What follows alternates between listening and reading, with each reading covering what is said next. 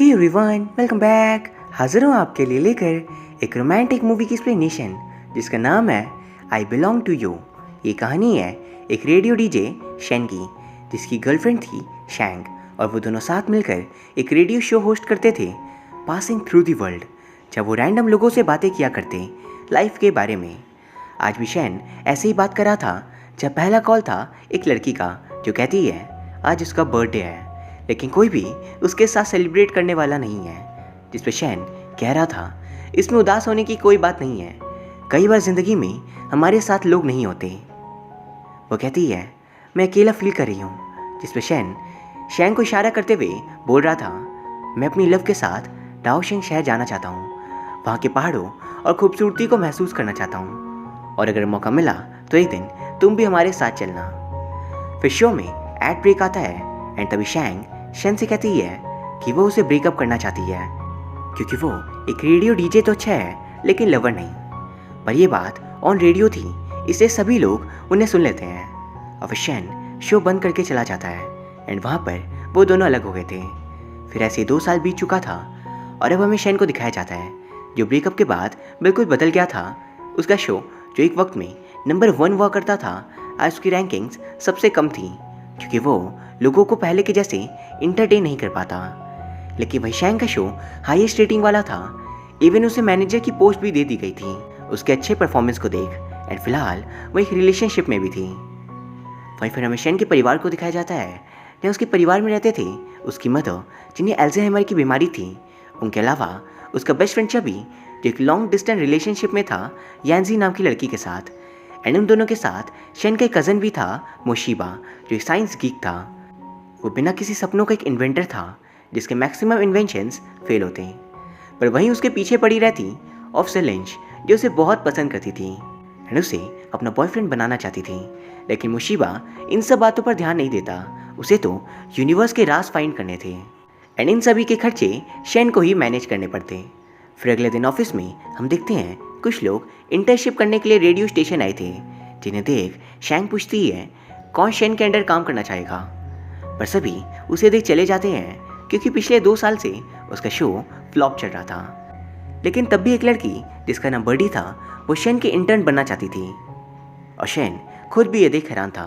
कुछ देर बाद शाम को इवनिंग शो में एक बंदा शैन से पूछता है मुझे डर है कि शायद मेरी वाइफ मुझे चीट करी होगी, मुझे क्या करना चाहिए, क्योंकि उसने हर बार की तरह नूडल्स खाना छोड़ दिया है जो हम हमेशा साथ खाया करते थे। एंड ये सुन शैन उसके घाव पर और नमक छिड़क रहा था, लेकिन तभी बड़ी नाराज होकर उससे बोलती है तुम्हारी एज 32 साल है, दिन भर घर पे खाली बैठे रहते हो, कोई काम धंधा नहीं है, इसलिए फालतू की बातें सोच रहे हो। एक बार अपनी वाइफ से पूछ कर तो देखो उन्हें चाहिए क्या। और उसके सडन रिप्लाई को देख शैन हैरान था एंड कॉलर भी। पर फिर छत पर जाकर वो उस पर नाराज होता है, क्योंकि उसे लग रहा था शैंग ने जानबूझकर बड़ी को भेजा होगा उसकी इंसल्ट करने, और वो उसे काम से निकाल देता है। पर फिर जब इस वीक के चार्ट्स आते हैं तो अनएक्सपेक्टेडली शैन का शो 2nd पोजीशन में था, सिर्फ और सिर्फ बड़ी की रिप्लाई की वजह से, और इसीलिए उसे दोबारा काम पे रख लेता है। एंड ये सुन उसकी खुशी का ठिकाना नहीं रहता। फिर अगले सीन में हम चबी को देखते हैं जो यानजी से वीडियो कॉल में बात कर रहा था, और वहाँ हमें पता चलता है कि पिछले 8 सालों से यानजी अलग अलग देश ट्रैवल कर रही है और यहाँ चबी उसका इंतज़ार। लेकिन वो दोनों हमेशा रात को बात किया करते एंड चबी ने कॉलेज के वक्त यानजी की बहुत मदद की थी, तभी उनकी दोस्ती हो सकी। पर फिलहाल उनके बीच कुछ खास अच्छा नहीं चल रहा, इसीलिए चबी और मुशीबा ने साथ मिलकर कुछ पैसे जमा किए थे एक घर खरीदने के लिए, ताकि दोबारा यानजी को यहाँ बुलाकर वो और चबी साथ रह सके हमेशा के लिए। लेकिन ये बात जान शैन को थोड़ा बुरा लगता है कि इतना सब उन्होंने अकेले ही प्लान कर लिया, पर तब भी वो उनका साथ देता है। वह फिर ऑफिस में शैंग बड़ी से बोल रही थी अपने टैलेंट को शैन के साथ काम करके वेस्ट न करने के लिए, क्योंकि वो उसे भी अपनी तरह निकम्मा बना सकता है। और ये देख शैन हेड मैनेजर से कंप्लेन करता है कि शैंग बड़ी को उसे छीन रही है। इस पर हेड मैनेजर ऑफकोर्स शैंग का ही साथ देते हैं, क्योंकि वो उनकी बेस्ट परफॉर्मर थी एंड शैन सबसे बड़ा लूजर, जिस बात पे सभी उस पर हंस रहे थे। पर शैन कहता है अगर मैं दोबारा अपने काम पर दिल लगा दूं तो आसानी से मेरा शो नंबर 1 बन सकता है। और वो उसे चैलेंज करता है कि इस महीने के एंड में उसका शो नंबर 1 रैंकिंग्स पे जाएगा, शैंग से भी ज़्यादा। और अगर ऐसा हुआ तो शैंग को शेन से शादी करनी पड़ेगी।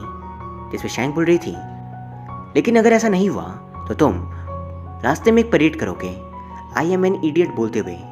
और बात इज्जत की थी, इसलिए वो बर्डी के साथ तैयार था। पर फिर रात को जब वो घर लौटता है तो हमें उसकी मदर को बारिश में सीढ़ियों के पास बैठे दिखाया जाता है, जो अपने बेटे का इंतजार करी थी। लेकिन शेंग को सामने देख वो उसे पहचान नहीं पाती अपनी बीमारी की वजह से, और ये देख शेन को बहुत दुख हो रहा था। वही फिर अगले इवनिंग से शेन दोबारा फॉर्म में आ गया था। एंड पहली बार तो बर्डी ने उसे रेटिंग्स में हेल्प कर दी, लेकिन अब खुद भी लोगों के साथ अच्छे से इंटरेक्ट कर रहा था। एंड उसकी बर्डी के साथ अच्छी दोस्ती भी हो जाती है, जब वो उसे सिखा रहा था जिंदगी को खुलकर जीना। जैसे बर्डी बहुत ही शाई थी और अंडर कॉन्फिडेंट भी, इसलिए वो उसे कॉन्फिडेंस दिला रहा था। एंड दोनों साथ में बहुत मस्ती भी करते हैं। वहीं दूसरी तरफ शैंग और उसके नए पार्टनर के बीच कुछ ठीक नहीं चल रहा था पैसों के लिए, क्योंकि उसने शैंग के कई सारे फॉर्च्यून्स अपने बिजनेस के लिए लेकर रखे थे और अब तक लौटाए नहीं होते। अगले सीन में हम मुशीबा को देखते हैं, जिसके पीछे लंच यानी वही ऑफिसर पड़ी थी, और वहाँ वो उससे पूछ रही थी, तुम्हारी अब तक कोई जॉब क्यों नहीं है? वो कहता है, मेरा भाई मेरे लिए सब कुछ करता है, एंड फिलहाल मैं एक सॉफ्टवेयर डेवलप कर रहा हूँ। एंड इसके बाद वो पूछती है कि तुम्हारी कोई गर्लफ्रेंड थी? वो कहता है, अगर हाथ पकड़ने को गर्लफ्रेंड कहते हैं तो 3, एंड अगर लव मेकिंग तब से फेक। वैसे तुम्हारे कितने बॉयफ्रेंड थे? जिस पे वो बता रही थी उसका फैंस जिससे उसकी शादी होने वाली थी, वो शादी के दिन ही उसे छोड़कर चला गया, एंड तब से वो अकेली थी। पर फिर वो एक आखिरी सवाल पूछती है कि उसे लिंच पसंद है, एंड इस बात में मुशीबा हाँ कहता है। और अब उन दोनों के बीच भी रिलेशनशिप स्टार्ट हो चुकी थी। वहीं दूसरी तरफ हमें छवि को दिखाया जाता है, जो अपने मुशीबा और शेन के पैसे मिलाकर एक घर खरीद लेता है, एंड अब वो यांजी को दोबारा यहाँ बुलाकर उसके साथ रह सकता है। और वह शेन हमें चबी और यांजी की कहानी सुनाता है कि कैसे उन दोनों को एक दूसरे से प्यार हुआ। तो ये बात है जब वो सभी कॉलेज में थे। यांजी सबसे खूबसूरत लड़की थी एंड चबी को उससे प्यार था, लेकिन एक दिन यांजी के ऊपर इल्ज़ाम लगता है चोरी का, और उस वक्त सभी ने उसे अकेला छोड़ दिया था।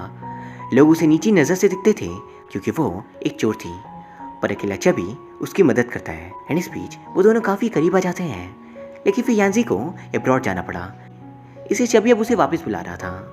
और वहाँ हम देखते हैं इसी कॉलेज में शैंग और शेन भी दोस्त बने थे। फिर अगले दिन अफसर लिंच एक नए घर पे मुशीबा के साथ रहने लगी थी, एंड दोनों का रिलेशन बहुत ही अच्छा था। लेकिन क्योंकि वो ऑफिसर थी तो उन्हें पेट्रोलिंग के लिए हमेशा जाना पड़ता, एंड इस वजह से मुशीबा ने उनके पास एक ट्रैकर लगा दिया था कि अगर कभी वो मुसीबत में हो तो उसे मैसेज आ जाए। एंड ऐसे ही शाम जब कुछ गुंडे और अफसर लिंच के बीच फाइट होती है तो मुशीबा उनकी मदद के लिए आया था और दोनों मिलकर उन्हें भगा देते हैं।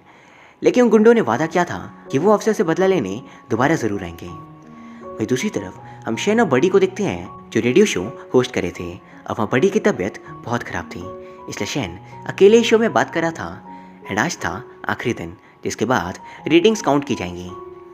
पहला कॉल एक बच्ची का था जो कहती है, मेरी मदर बीमार है और मैं अकेली हूँ, कोई मेरे साथ नहीं है।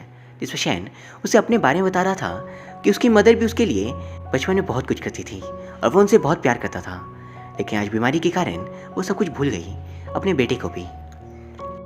एंड वह वो उस बच्ची को दुखी ना होने के लिए कह रहा था। जिसके बाद बड़ी की ज़्यादा तबीयत खराब होता देख शो को वहीं रोक वो उसे हॉस्पिटल लेकर आता है। जिसके बाद बड़ी अब ठीक हो गई थी।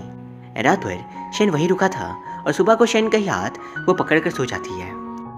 वही फिर हमें दिखाया जाता है रेटिंग्स काउंट हुई थी और उन दोनों का शो सेकंड पोजीशन पे आया था, वो भी सिर्फ आधा शो कंडक्ट करने पर भी, क्योंकि बाद में तो उन्हें हॉस्पिटल जाना पड़ा था। यानी एक्चुअली में शेन ने शैंग से उस बेट को जीत गया, लेकिन इसके बावजूद भी शेन परेड करता है आई एम एन इडियट बोलते हुए। और ये करते वक्त वो बहुत खुश था, क्योंकि आखिरकार उसे खुद के दम पर शो को रिवाइव कर लिया और अब उसे खुद पर कॉन्फिडेंस भी था। वहीं दूसरी तरफ यांजी वापस अपने देश लौट आई थी और जब भी अपने सारे कॉलेज के दोस्तों के सामने बढ़ चढ़कर तारीफ करता है कि वो एक लौता बंदा है जिसकी शादी उसके कॉलेज की गर्लफ्रेंड के साथ होगी और वो इसके लिए बहुत खुश है। लेकिन अकेले में यांजी चबी से बोल रही थी वो दोनों एक नहीं हो सकते, क्योंकि उसने कभी उसे प्यार किया ही नहीं। एंड फिर वो उससे कहती है सभी के सामने इसे मत बताना और फिर हम अलग हो जाएंगे। और यांजी के वापस लौटते ही जब भी रास्ते में पागलों की तरह भागता है और वो बच्चे लाई जा रहा था यांजी वापस लौटा हो। पर फिर उस दिन के बाद से दोबारा चबी को शेन के साथ देखा नहीं गया। फिर अगले दिन अब हम देखते हैं कि शैंग का पार्टनर जिसे उसने पैसे उधार दिए थे वो उसे चूना लगाकर भाग गया एंड इस वजह से शैंग की कार एंड प्रॉपर्टी को जब्त कर लिया गया है ऑफिसर्स के द्वारा, क्योंकि वो आखिरी शख्स थी जिसके साथ उस बंदे को देखा गया। लेकिन इस पूरे वक्त में भी शैन उसका साथ देता है और उसने अपने घर को गिरवी रख उसके पैसों की हेल्प की थी, क्योंकि शैंग के सारे एसेट्स फ्रीज कर दिए गए थे एंड उसकी इस बात को जान शैंग बहुत हैरान थी। वही दूसरी तरफ बर्डी, शैन और उसका पूरा परिवार यानी उसकी मदर, मुशीबा और उसकी गर्लफ्रेंड लिंच सभी घूमने जा रहे थे डाओशेंग सिटी। जब शैन और बर्डी की मदद से मुशीबा अपनी लव यानी लिंच को प्रपोज करता है शादी के लिए एंड वो खुशी खुशी इस प्रपोजल को एक्सेप्ट कर लेती है और ये देख बड़ी बोल रही थी काश कि मुझे भी ऐसे प्रपोज करता। फिर कुछ देर बाद वो लोग टीवी पर देखते हैं कि जब एक वॉर जोन में खाना बना रहा था लोगों को सर्व करने के लिए एंड ये देखकर शैन पूछता है क्या ये सही है अपने चाहने वाले के लिए अपनी पूरी ज़िंदगी बदल देना, जिसमें मुशीबा कहता है बिल्कुल। वहीं फिर रेडियो शो का वक्त हो जाता है, लेकिन वो लोग तो दूसरे शहर आए हुए थे, इसलिए आज कई साल बाद इस शो को शैंग होस्ट करती है अकेले और वहाँ पर वो अपने और शैंग की कॉलेज लव स्टोरी बता रही थी कि कैसे वो दोनों मिले और उनमें दोस्ती हुई। लेकिन आज वो अलग है क्योंकि सालों पहले उनमें एक चैलेंज लगा था एंड शैन जो बचपन से ही बहुत ही जोशीला बंदा था वो चैलेंज पूरा कर शैंग को अपनी गर्लफ्रेंड बना लेता है। पर अफसोस उनका रिलेशन ज़्यादा दिन तक टिक ना सका एंड वहाँ पर वो ये भी कह रही थी जिस इंसान के अंदर प्यार हो वही से प्यार दे सकता है, लेकिन जो अकेला है उदास है वो कभी किसी का साथ नहीं दे सकता। एंड शैन जो हमेशा दूसरों को खुश करता है आज वो खुद ना जाने कब से उदास है। और ये सुन कुछ पल के लिए शैन भी चुप रह जाता है और वहीं बड़ी को देखते हैं जो रात भर कुछ सोच सुबह सुबह शैन से कहती है कि वो उसकी और शैन की शादी ज़रूर करवाएगी एंड वो और मुशीबा मिलकर किसी तरह उन दोनों को रेडियो स्टेशन के छत पर लाते हैं और वहाँ प्रोजेक्टर से उनके साथ वाली मेमोरीज की क्लिप प्ले की गई थी और वहाँ पर वो दोनों एक दूसरे के गले लगते हैं।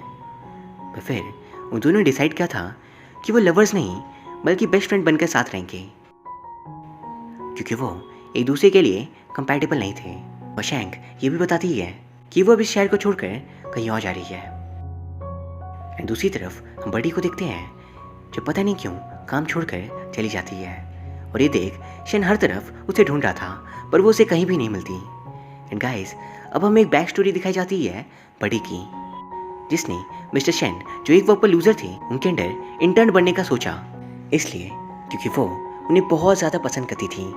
जैसे बड़ी 4 साल पहले इस शहर में नई नई आई थी और उसे यहाँ के बारे में कुछ भी नहीं पता था। यहाँ क्या करना है, कैसे करना है, यहाँ की सभी चीज़ें उसके लिए नई थी। पर यहाँ पहुँचने के बाद उसका सबसे पसंदीदा काम था एक रेडियो शो को सुनना, पासिंग थ्रू दी वर्ल्ड, जिसे शैन होस्ट करता था और वो तब से उसे पसंद करती है। लेकिन ये पसंद एक दिन प्यार में बदल गया।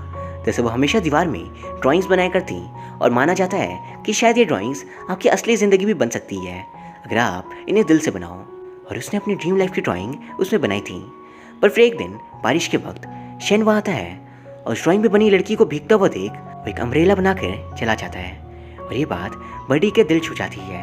यही नहीं, आपको याद होगा फिल्म की शुरुआत में एक लड़की ने कॉल किया था जब वो कहती है कि आज उसका बर्थडे है। अब वो लड़की और कोई नहीं बल्कि खुद बड़ी थी। एंड वहाँ पर ऑन रेडियो शैन की ब्रेकअप की बात जान बड़ी को बहुत बुरा लगता है, क्योंकि उसके ही कॉल के बाद वो दोनों अलग हो गए थे। इवन जो शैन को वो जानती थी वो ब्रेकअप के बाद कम्प्लीटली बदल गया, इसलिए वो भी काम ज्वाइन करती है दोबारा उसकी मदद और दोबारा उसे पहले जैसा करने के लिए। एंड आज जब वो ठीक हो गया था तो वो इसे छोड़कर दूर चली गई ताकि शैन और शैंग एक साथ रह सकें। और ये पूरी कहानी शैन ऑन रेडियो सुनाता है और फिर वो बड़ी से रिक्वेस्ट करा था वापस लौट आने के लिए, लेकिन वो तो एक नए सफ़र की ओर जा चुकी थी और मैसेज कर वो शैन से कह रही थी शुक्रिया मुझे अपनी दुनिया से पास होने देने के लिए। एंड यहाँ ये दोनों अलग हुए थे, लेकिन वही दूसरी तरफ ऑफिसर लिंच पर वही गुंडे एक बड़ी गैंग के साथ हमला करते हैं और वो उनसे अकेले लड़ नहीं पा रही थी। लेकिन वही ट्रैकर का नाम सुन मुशीबा भी उनकी मदद के लिए आ गया था। जहाँ था वहीं में वो लोग उसे चाकू से मार देते हैं। पर इतने में पूरी पुलिस फोर्स आ गई थी एंड ऑफिसर लिंच तो बच जाती ही है, लेकिन उनके सामने मुशीबा अपना दम तोड़ देता है। और ये देख वो शैन बहुत उदास थी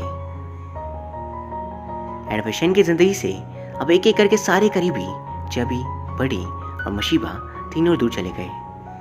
और फिर ऐसे ही 358 डेज बीत जाते हैं। एंड यहाँ हम शेन को देखते हैं जो डाओशेंग सिटी में अपनी मदर के साथ रह रहा था। एंड यहाँ पर वो बड़ी का इंतज़ार कर रहा था। And her rose Bon radio कहता है कि वो उसका वेट कर रहा है। वही उसकी मदर तो उससे पूरी तरह भूल गई थी कि वो उनका खुद का बेटा है। वही फिर एक दिन शेन उसी जगह पहुँचता है जहाँ मुशीबा ने ऑफिसर लिंच को प्रपोज किया था। एंड वहाँ पर वो इन्हीं सभी पलों को याद कर रहा था कि वक्त ने कैसे खुद ब खुद कुछ लोगों को उसकी लाइफ में इंट्रोड्यूस किया। एंड फिर एक एक करके सभी उससे दूर चले गए। एंड फिर दूसरी तरफ हमें मुशीबा का सरप्राइज दिखाया जाता है जिससे उसने 1 साल पहले लिंच के लिए प्लान किया था कि पूरे शहर में हर तरफ आई लव यू लिंच का उसने कोड प्रोग्राम कर दिया और हर एक इलेक्ट्रॉनिक डिवाइस से बस यही आवाज़ आ रही थी।